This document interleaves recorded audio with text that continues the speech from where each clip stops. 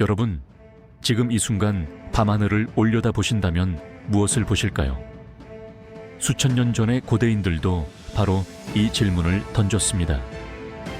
별빛이 반짝이고 유성우가 쏟아지고 설명하기 힘든 불빛이 이리저리 움직일 때 그들은 단순히 자연현상이라 말하지 않았습니다. 그들은 하느님의 현현이라 불렀고 그 신비로운 체험을 기록으로 남겼습니다. 오늘날 우리는 과학의 눈으로 다시 그 기록을 읽습니다. 금속성의 광채, 바퀴처럼 움직이는 구조, 하늘과 땅을 오가는 존재들. 이 장면들은 UFO, 즉 미확인 비행체를 떠올리게 합니다. 그리고 그 속에서 인류는 다시 묻습니다. 혹시 성경이 말하는 신비로운 현상들 속에는 외계 문명의 흔적이 숨어 있는 것은 아닐까? 기원전 6세기 바빌론 강가에서 젊은 사제 에제키엘은 놀라운 환시를 경험했습니다. 그는 거대한 바람, 불길, 금속처럼 빛나는 생물들, 맞물린 바퀴들이 번쩍이며 움직였다고 기록했습니다. 신학자들은 이것을 신현이라 부릅니다. 성전이 무너지고 흩어진 백성에게 하느님이 여전히 함께 하신다는 위로의 메시지. 그러나 현대 독자는 달리 상상합니다. 네 개의 축으로 회전하는 바퀴, 금속성의 빛, 동시적 이동. 이는 마치 엔진과 추진 장치를 갖춘 비행체처럼 보입니다. 과연 에제키엘은 하느님의 영광을 본 것일까요? 아니면 외계적 기술의 환영을 본 것일까요? 답은 쉽게 정해지지 않습니다.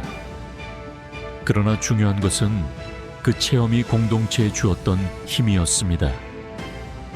하느님이 우리와 함께 계신다. 바로 그 확신이 이스라엘 백성을 지탱했습니다. 성경은 이렇게 기록합니다. 하느님의 아들들이 사람의 딸들을 보고 그들과 결합하자 네피림이라 불린 거인족이 태어났습니다. 전통신학은 이 본문을 천사의 타락으로 설명합니다. 타락한 존재들이 인간과 뒤섞이며 세상에 혼란이 생겼다는 해석입니다.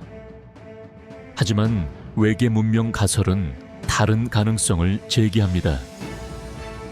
하늘에서 내려온 존재들이 인간과 결합해 혼혈 종족을 만들었습니다. 흥미롭게도 수메르 문헌에도 비슷한 전승이 있습니다. 안누나키라 불린 신들이 하늘에서 내려와 인간에게 지혜와 기술을 주었다는 이야기입니다. 이집트 신화, 인도의 베다 문헌에도 유사한 기록들이 전해집니다. 고대인들은 하늘에서 내려온 이들을 단순히 신이라 불렀을까요? 아니면 그들이 실제로 목격한 낯선 이스라엘 백성이 이집트를 떠나 광야를 헤맬 때 낮에는 구름 기둥이, 밤에는 불 기둥이 앞서갔다고 성경은 전합니다. 전통신학은 이를 하느님의 인도라 설명합니다. 그러나 현대인의 눈은 다른 질문을 던집니다. 광야 한가운데 움직이는 거대한 불빛은 항법 장치 같은 신호가 아니었을까? 밤하늘에서 내려오는 강렬한 빗줄기, 낮 동안 움직이는 기둥 모양의 구름. 만약 당시 백성이 본 것이 대형 비행체의 에너지 분출이었다면 그것은 분명 압도적이었을 것입니다. 그러나 본문이 전하는 핵심은 기계적 원리가 아닙니다. 그 불빛이 두려움 속 백성에게 너희는 홀로 있지 않다는 하느님의 동행의 표징이었다는 사실입니다. 야곱이 도망치던 어느 날 돌베개를 베고 잠든 꿈속에서 하늘에 닿은 사다리를 보았습니다. 그 위로 천사들이 오르락 내리락하며 땅과 하늘을 연결했습니다. 이 장면은 현대 과학 소설가들에게는 매혹적입니다. 우주 기지로 향하는 엘리베이터, 혹은 차원간 포털처럼 읽힐 수 있기 때문입니다. 하지만 성경의 핵심 메시지는 기술이 아닙니다. 그 순간 하느님은 야곱에게 말씀하셨습니다. 나는 네 조상의 하느님이다. 너와 함께하겠다. 즉, 사다리는 하늘과 땅을 연결하는 구조물이 아니라 하느님의 약속을 시각적으로 보여주는 계시였습니다. 예언자 엘리야는 불수레와 불말에 실려 하늘로 올라갔다고 전해집니다. 이는 이스라엘 예언 전승의 절정입니다. 외계 문명 가설은 이 장면을 비행체가 예언자를 태우고 떠난 것으로 해석합니다. 그러나 신학적 의미는 다릅니다. 충실한 예언자를 직접 거두어 가시는 하느님의 영광, 불타는 사랑의 이미지였습니다.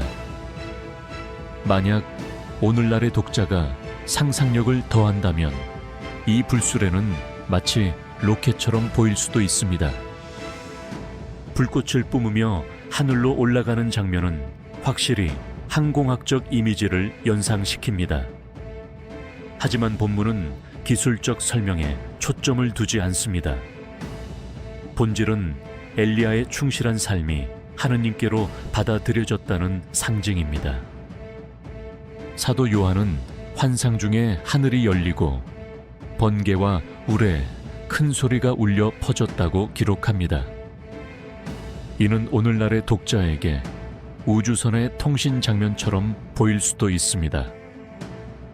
그러나 요한이 강조한 것은 로마 제국의 박해 속에서도 여전히 살아있는 하느님의 승리였습니다. 신비로운 소리와 번개는 단순한 전자기적 신호가 아니라 하느님의 권능을 나타내는 상징이었습니다. 지금까지 우리는 성경의 대표적인 신비 장면들을 다시 살펴보았습니다. 불바퀴, 거인족, 불기둥, 사다리, 불수레, 그리고 묵시록의 하늘. 이 모든 것은 외계 문명처럼 보일 수도 있고 하느님의 신비로운 계시로 읽힐 수도 있습니다. 그러나 중요한 것은 해석의 방향이 어디로 가든 결국 메시지는 하나로 모아진다는 사실입니다. 바로 하느님은 인간과 함께 하신다는 진리입니다. 성경 외에도 고대 문명들은 하늘에서 내려온 존재들에 대한 이야기를 전해왔습니다. 메소포타미아의 수메르 신화에서는 안누나키라 불리는 신들이 하늘에서 강림하여 인간에게 농사와 건축, 별의 지혜를 가르쳤다고 합니다. 이집트 문헌에서도 신들이 하늘에서 내려와 파라오에게 왕권을 부여했다는 기록이 남아 있습니다. 인도의 베데는 하늘을 나는 전차, 즉 비마나가 등장합니다. 거대한 소리를 내며 움직이는 이 전차는 고대인들의 상상일까요? 아니면 실제로 목격한 비행체였을까요? 성경은 이러한 문헌들과 나란히 읽힐 때 더욱 놀라운 울림을 줍니다. 다른 문화들도 동일한 체험을 기록했다는 것은 인류가 공통적으로 하늘을 향해 같은 질문을 던져왔다는 뜻이기 때문입니다. 고대 마야 문명은 정밀한 천문학을 발전시켰습니다. 별의 움직임을 정밀하게 계산하고 달과 태양의 주기를 정확히 기록했습니다. 그들은 하늘에서 온 존재들이 자신들에게 지혜를 주었다고 믿었습니다. 오늘날 과학자들은 마야인의 천문학적 지식이 관찰과 기록의 산물이라 설명합니다. 그러나 다중은 여전히 묻습니다. 어떻게 고대 문명이 그렇게 정교한 지식을 가질 수 있었을까? 혹시 외계적 도움을 받은 것은 아니었을까요? 성경 또한 별의 움직임과 하늘의 징조를 종종 언급합니다. 별은 단순한 천체가 아니라 하느님의 계시를 드러내는 도구였습니다. 따라서 성경과 고대 문명을 함께 비교하면 인류가 별을 통해 초월적 존재를 느끼려 했음을 알 수 있습니다. 현대 과학은 UFO 현상을 어떻게 바라볼까요? 항공학적 관점에서 보면 에제키엘이 본 바퀴 구조는 다축 회전 엔진과 유사합니다.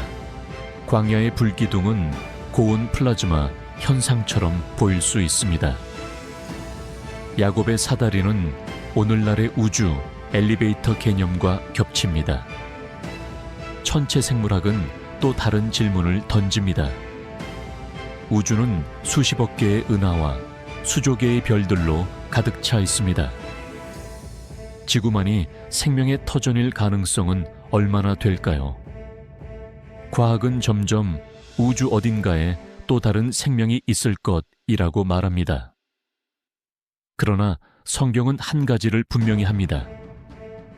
우주의 주인은 언제나 하느님이시며 그분의 뜻 안에서만 생명은 의미를 가집니다. 많은 이들이 묻습니다. 만약 외계 생명체가 있다면 하느님 신앙과 충돌하지 않을까? 가톨릭 신학은 여기에 분명히 답합니다. 하느님은 우주의 창조주이십니다. 지구뿐 아니라 모든 별과 행성, 그리고 그곳에 존재할 수 있는 생명까지도 그분의 피조물입니다. 만약 외계 생명체가 있다면 그것은 신앙을 위협하는 것이 아니라 오히려 하느님의 창조가 얼마나 광대하고 신비로운지를 더 깊이 깨닫게 해줍니다. 성경은 인간 중심적이지만 동시에 우주적 메시지를 담고 있습니다. 하늘이 하느님의 영광을 이야기하고 창공이 그분 손수하신 일을 알린다.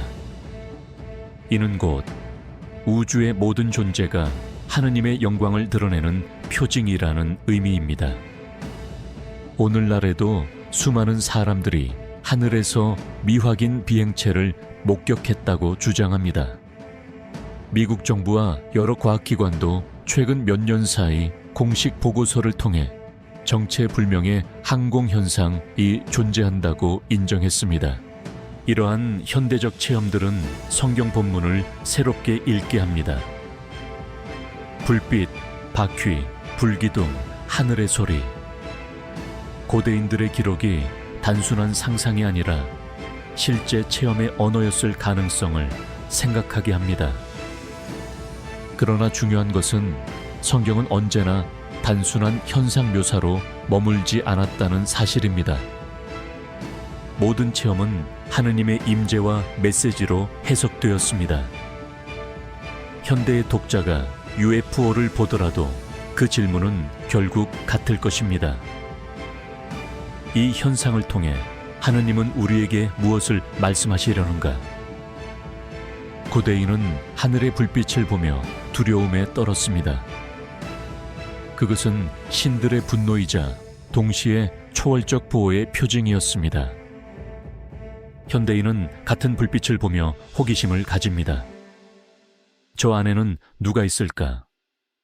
우리와 같은 지성을 가진 존재일까? 그러나 두 태도는 본질적으로 다르지 않습니다. 두려움과 호기심은 모두 인간이 초월적 세계를 향해 내미는 손길입니다. 성경은 바로 이 순간에 응답합니다. 두려워하지 마라. 내가 너와 함께 있다. 성경의 많은 장면들은 하늘에서 시작됩니다. 하늘에서 내려온 불, 하늘을 가르는 음성, 하늘과 땅을 잇는 사다리. 왜 성경은 이토록 하늘을 강조할까요?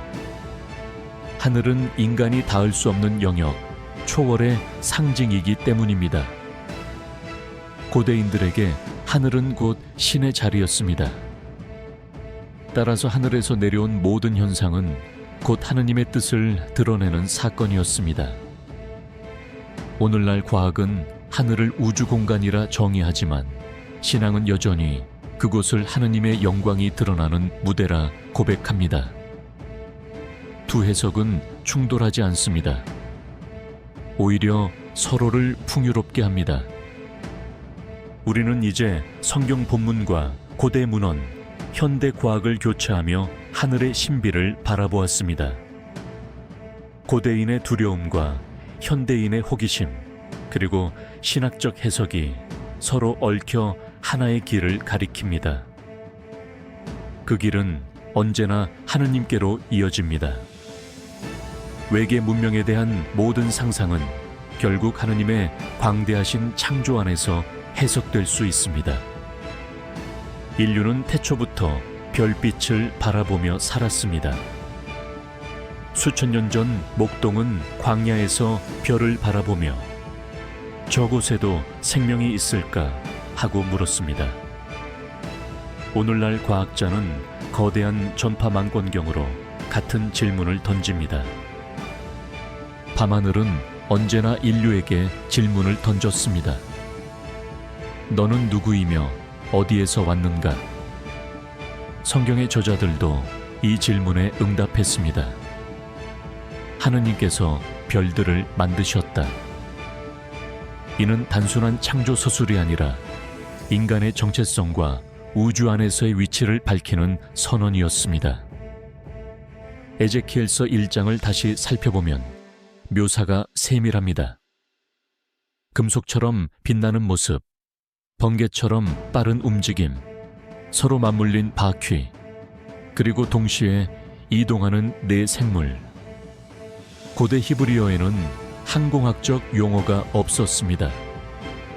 따라서 에제키엘은 자신이 본 장면을 금속, 불, 번개, 바퀴라는 언어로 표현할 수밖에 없었습니다. 만약 현대인이 같은 현상을 본다면 아마 회전식 추진체, 플라즈마 방출, 다축 엔진과 같은 용어를 썼을 것입니다. 이 차이는 곧 해석의 차이를 만듭니다. 고대인은 하느님의 영광을, 현대인은 외계 문명의 흔적을 떠올리게 되는 것입니다.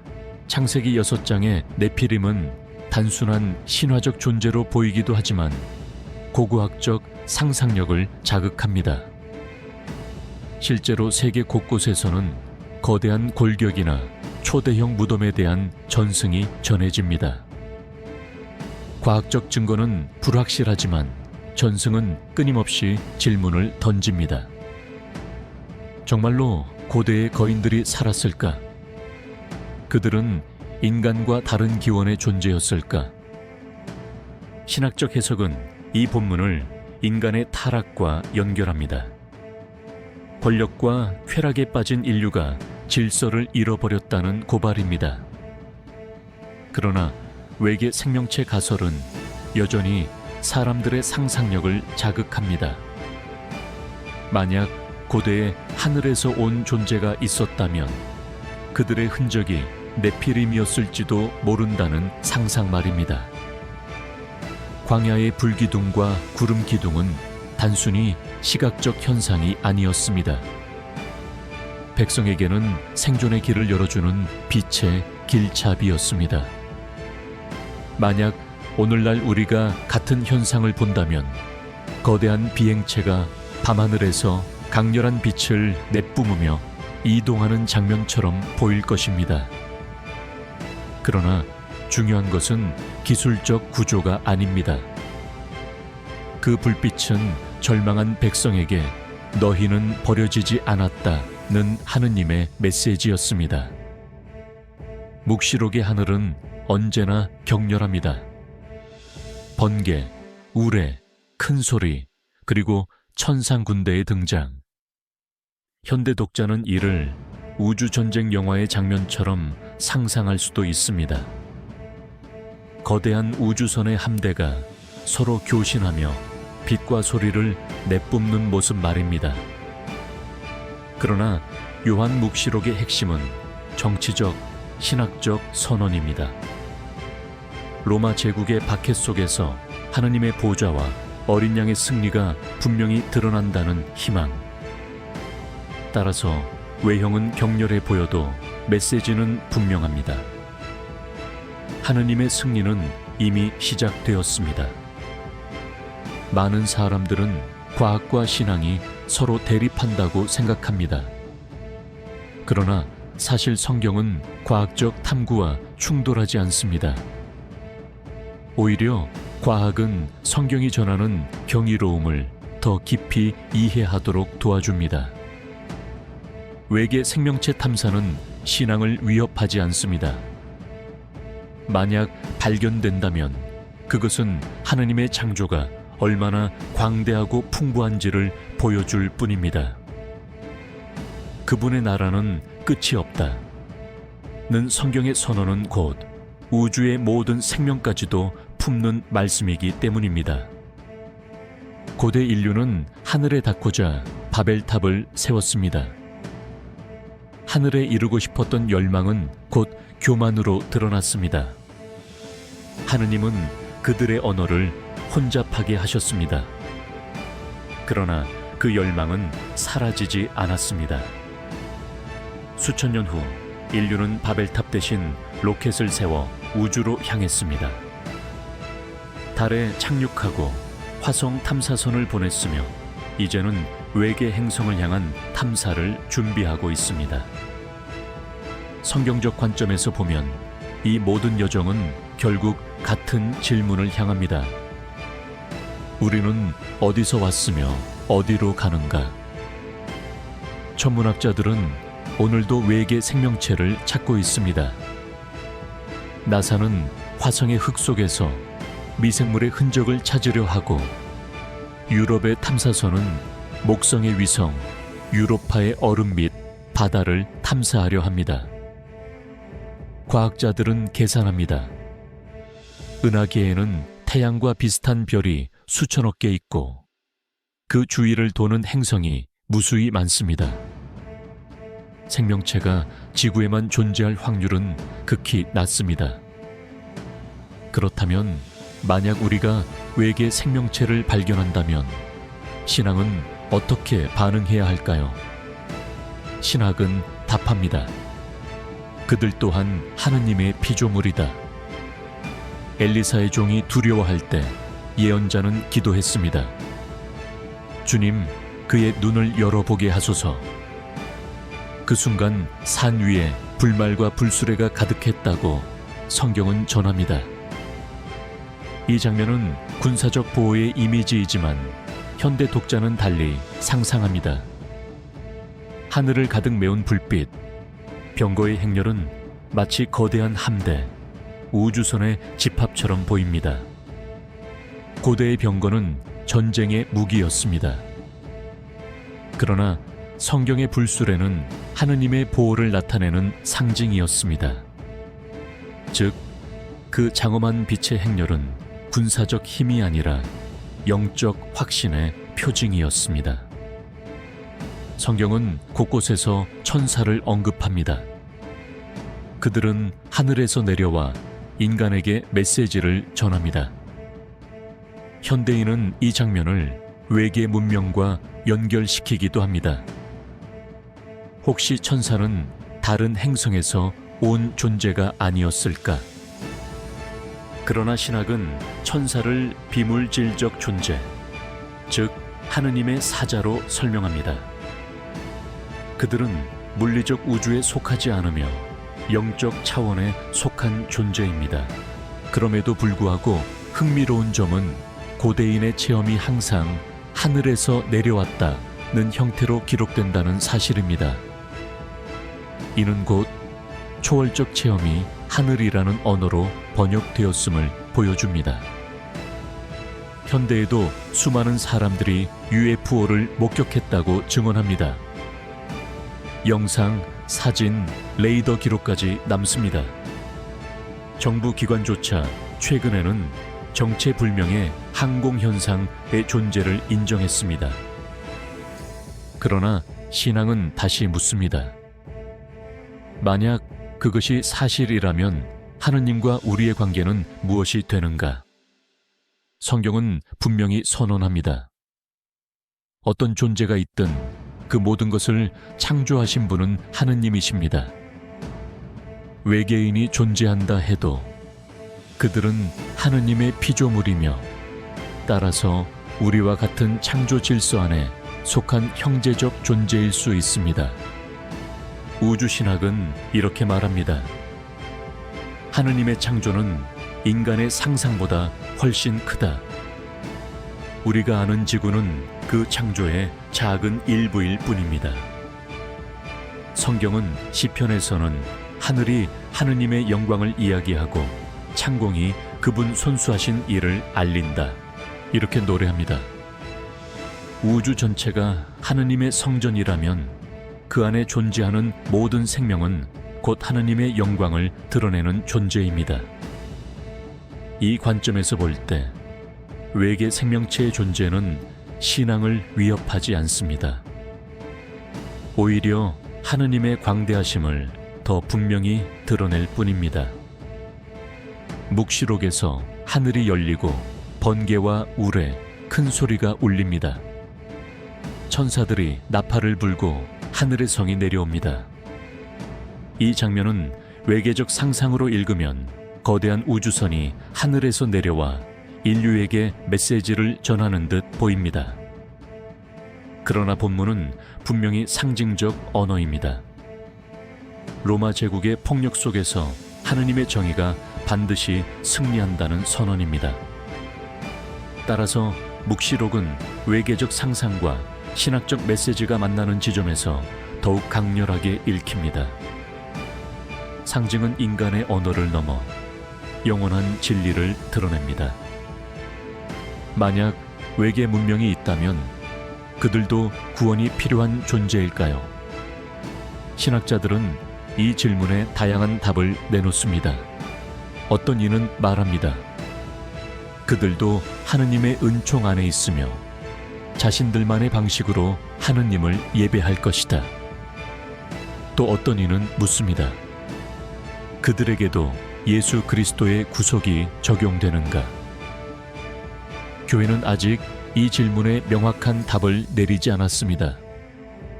그러나 중요한 것은 하느님의 자비는 한정되지 않는다는 사실입니다. 만약 외계 생명체가 있다면 그들도 하느님의 구원 계획 안에 포함될 것입니다. 지금까지 우리는 외계 생명체 가능성과 성경 그리고 신학의 만남을 살펴보았습니다. 바벨탑에서 우주 탐사로 이어지는 인간의 열망, 천사와 UFO의 경계, 그리고 우주 신학의 통찰 등 이 모든 논의는 결국 하나의 결론으로 모아집니다. 우주의 주인은 하느님이시다. 그리고 우리가 외계 생명을 만나든 만나지 않든 우리의 신앙은 흔들리지 않습니다. 오히려 더 깊이 하느님의 창조를 찬미하게 될 뿐입니다. 고대인들은 불빛이 하늘을 가르며 움직이는 장면을 목격했습니다. 그들에게 그것은 두려움의 신비이자 동시에 보호의 표징이었습니다. 오늘의 독자는 같은 장면을 보며 다른 질문을 던집니다. 그 빛은 어디에서 왔을까? 단순한 천문 현상인가? 아니면 외계적 장치의 흔적인가? 그러나 중요한 것은 해석의 최종 지향점입니다. 고대인에게나 현대인에게나 그 빛은 초월적 존재와의 만남을 상징했습니다. 에제키엘이 기록한 바퀴는 안에 또 다른 바퀴가 맞물려 있고 어느 방향으로든 동시에 움직였다고 전해집니다. 고대 언어로는 설명하기 어려운 이 장면을 현대인은 다축 회전 장치 혹은 중력 제어 추진체로 상상합니다. 그러나 신학적 맥락에서는 그 바퀴가 하느님의 영광을 담는 이동하는 성전이었습니다. 즉, 같은 장면을 보아도 시대에 따라 관점에 따라 완전히 다른 해석이 나옵니다. 엘리야의 승천 장면은 단순한 이동 수단의 묘사가 아닙니다. 불길은 하느님의 거룩함을, 수레는 하느님의 힘을, 말은 신속함을 상징합니다. 만약 이 장면을 현대인이 본다면 로켓 발사처럼 보일 수 있습니다. 그러나 성경은 언제나 상징적 의미를 우선합니다. 충실한 예언자가 하느님의 품에 받아들여졌다는 사실, 그것이 본문이 강조하는 핵심입니다. 낮의 구름 기둥과 밤의 불 기둥은 광야를 걸어가던 백성에게 생존의 길을 열어주었습니다. 고대인은 그것을 하느님의 손길이라 보았고, 현대인은 항법 신호처럼 상상할 수도 있습니다. 그러나 본문은 기술적 설명이 아닌 동행의 메시지를 전합니다. 주님께서 너희와 함께 계신다. 바로 그것이 불빛의 본질적인 의미였습니다. 아브라함을 찾아온 세 천사는 손님으로 묘사됩니다. 그들은 인간처럼 먹고 마시며 대화를 나눕니다. 일부 현대 독자는 이 장면을 외계적 존재의 방문처럼 읽습니다. 그러나 성경은 분명히 그들이 하느님의 뜻을 전하는 천사라고 말합니다. 여기서 중요한 것은 그들이 어디서 왔는가 보다 그들이 무엇을 전했는가입니다. 메시지는 분명했습니다. 내년 이맘때 네 아내 사라가 아들을 낳을 것이다. 시편 기자는 노래합니다. 하늘이 하느님의 영광을 이야기하고 창공이 그분 손수하신 일을 알린다. 고대인에게 별은 계시의 도구였습니다. 오늘날 과학자에게 별은 천문학적 연구 대상입니다. 그러나 두 관점은 충돌하지 않습니다. 별의 아름다움은 과학적 사실이면서 동시에 신학적 표징입니다.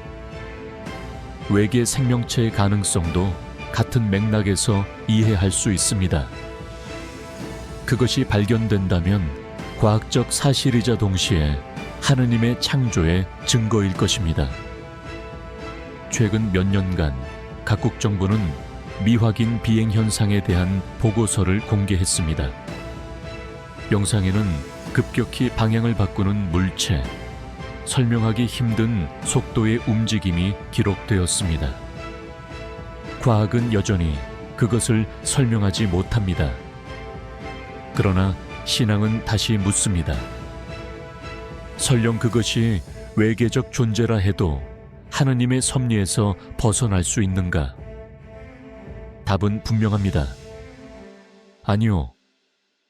그 무엇도 하느님의 창조와 계획에서 벗어날 수는 없습니다. 외계 문명의 가능성은 신앙을 위협하는 것이 아니라 오히려 창조의 광대함을 드러냅니다. 지구가 유일한 생명의 터전이든 아니면 우주 어딘가 또 다른 지적 존재가 있든 하느님은 그 모든 세계의 창조주이십니다. 따라서 우리는 두려움 대신 경이로움으로 이 가능성을 바라보아야 합니다. 우리는 다시 한번 확인했습니다. 성경 속 신비로운 현상들은 외계 문명처럼 읽힐 수 있고 동시에 하느님의 계시로 해석될 수 있습니다. 그러나 해석의 끝은 언제나 같습니다. 모든 빛과 모든 신비는 하느님께로 수렴합니다.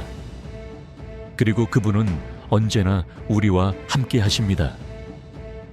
밤하늘은 언제나 인간에게 질문을 던졌습니다. 저 별 너머에는 무엇이 있을까? 고대의 목동이나 오늘의 과학자나 같은 의문을 품습니다. 성경의 저자들은 그 질문에 신앙으로 응답했습니다. 하느님께서 별들을 만드셨다.